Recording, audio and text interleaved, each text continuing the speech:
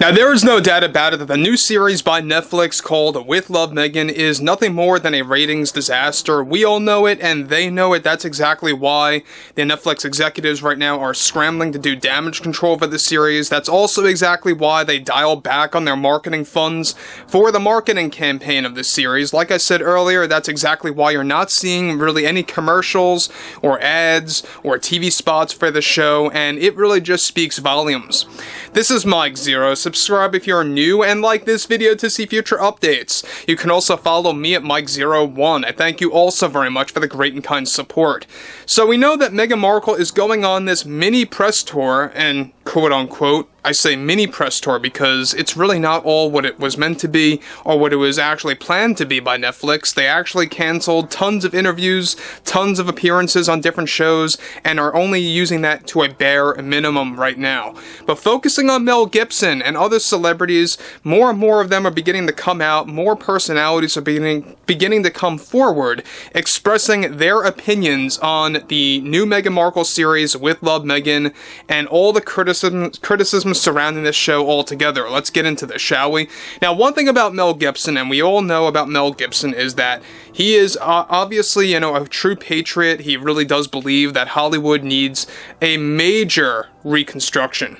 Because this is exactly why a lot of studios have been failing one after the other, including Netflix with this series in particular. With Love, Meghan is another example, but we've seen a lot of things go downhill with Disney, a lot of things go downhill with Warner Brothers, with many other studios out there over the years, ever since 2015/16.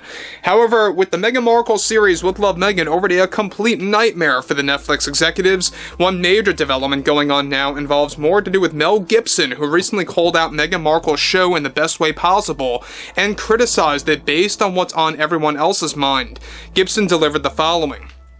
So yeah, man, I think when you take a closer look at this new era of streaming, where you have less people coming to the theaters, I think it shows you how much the producers royally screwed up, and now even with streaming, you are getting very lazy storytelling and concepts, like what Netflix is doing and what they're putting together with this show. I don't even know what it's called, but it's with Meghan Markle, doing all of these fake, phony things on camera.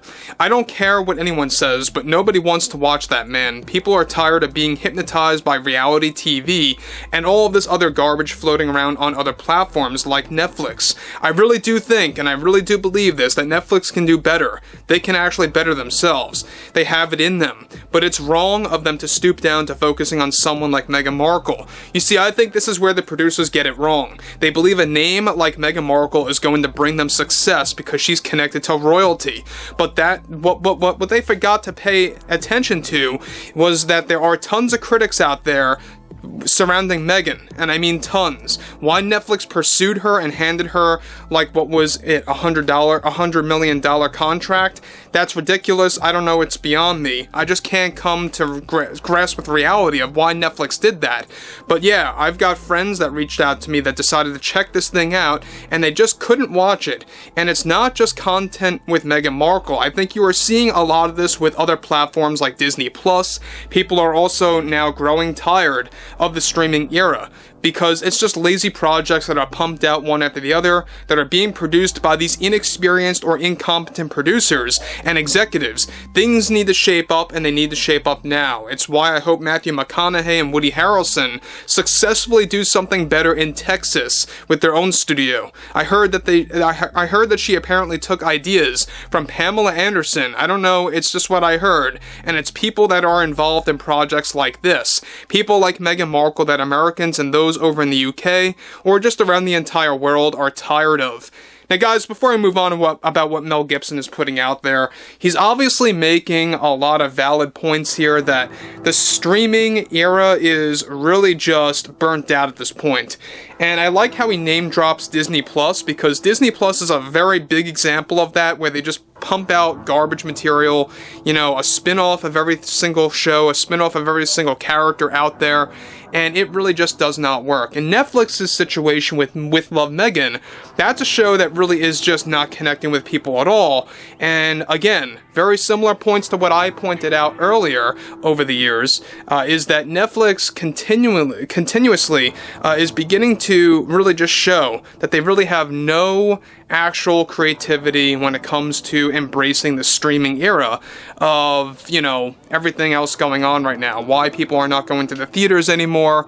And I think at the end of the day, when you see things like this, when you see Meghan Markle, you know, doubling down on her overall view with politics, her agenda, and how she's getting very angry toward critics for not really, you know, getting engaged in her show or giving her a fair shot, in her mind at least, that's what she believes, I think at the same exact time, you're going to see more and more critics coming out with valid points and really speaking to the entire world about what's really going on here with streaming, what's going on with Hollywood. I mean, when you look at the Oscars 2025, you know, when you look at the clips, especially what Mikey Madison put out there, of, you know, after getting that Best Picture award, it just goes to show you what's all wrong in Hollywood with their messaging, with their agenda, and what they're trying to teach to the younger generation. But I digress. He goes on to continue, alright, on top of that, they don't want to sit and listen, he says, to nonsense that isn't entertaining. I just think Hollywood needs to get with the program and understand that their ideology and their messaging is not a great business model. It's just not. And it's going to backfire no matter what way you look at it. That's just the reality of the situation. If I were Netflix, I would split from Meghan right now. You don't need someone connected to royalty to become successful. I mean, look at what Sylvester Stallone did all by himself with Paramount for Tulsa King. Now, that's a living legend right there and what he was able to pull off. Now, look, again, Mel Gibson puts another valid point, again, is that you don't need someone connected to royalty to do something very special or to do something very successful when it comes to a series that's done in a mockumentary style, focusing on cooking and all of this other stuff. You don't need something like that. I think that Netflix does have the ability to really just turn things around, but let's be honest, they're not going to do that anytime soon unless things truly hit rock bottom. Below rock bottom, let's call it hitting bedrock at this point. We know that Mel Gibson has a very big problem, as much as I do with Hollywood, with the film industry, with everything else going on between these producers and these executives that have no clue, no idea what they are doing with the overall demand, what people want to see on the big screen, what people want to see in their homes, on television. That is exactly why you're getting a lot of these lackluster shows.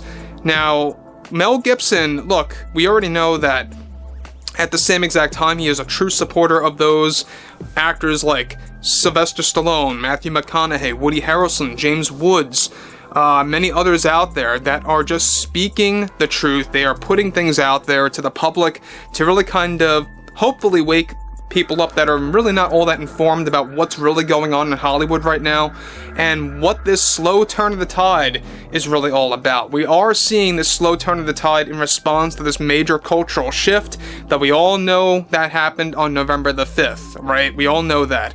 But again, Netflix and everything else going on with the series with Love, Meghan, I think it's brilliant that he took shots at not just Meghan Markle, but also over at Netflix, and it really does speak volumes once more. But overall, I would like to hear what everyone has to say about this below in the comments, and if you guys did enjoy the content for today, make sure to drop a thumbs up on this video to support the channel, and I will catch you guys later.